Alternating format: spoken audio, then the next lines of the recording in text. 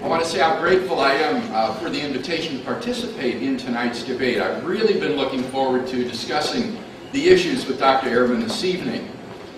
In preparing for this debate, I had quite a surprise. I was amazed to discover how much our life stories are alike. As slightly marginalized teenage boys with some passing acquaintance with Christianity, both of our lives were turned upside down when at the age of 15 to 16, we each experienced a spiritual rebirth through personal faith in Christ. Eager to serve Him, we both attended the same college in Illinois, Wheaton College, where we both even studied Greek under the same professor. After graduation, we both went on to pursue doctoral studies. Thereafter, our paths radically diverged. I received a fellowship from the German government to study the resurrection of Jesus under the direction of Wolfhard Pallenbauer and Ferdinand Hahn at the University of Munich and at Cambridge University. As a result of my studies, I became even more convinced of the historical credibility of that event. Now, of course, ever since my conversion, I had believed in the resurrection of Jesus on the basis of my personal experience. And I still think that this experiential approach to the resurrection is a perfectly valid way to knowing that Christ is risen. It's the way that most Christians today know that Jesus is risen and alive. But as a result of my studies, I came to see that a remarkably good case can be made for Jesus' resurrection historically as well. And I hope to show tonight that the resurrection of Jesus is the best explanation of certain well-established facts about Jesus.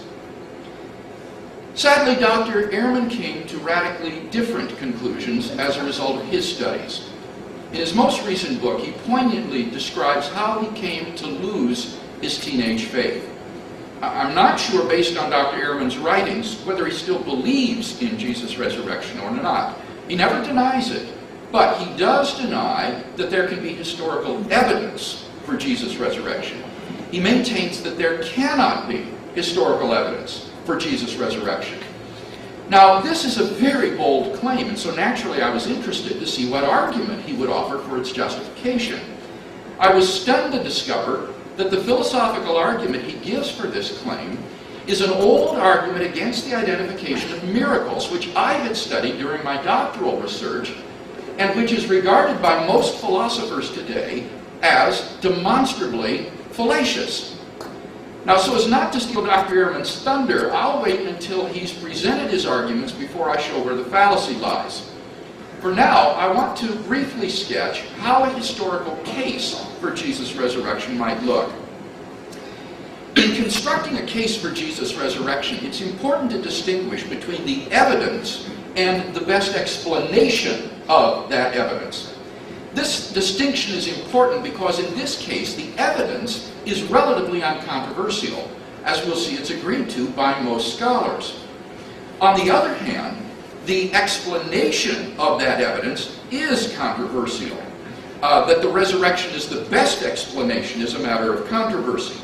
Now, although Dr. Ehrman says that there cannot be any historical evidence for the resurrection, what we'll see is that he really means that there cannot be, or that the resurrection cannot be, the best explanation of that evidence, not that there is no evidence.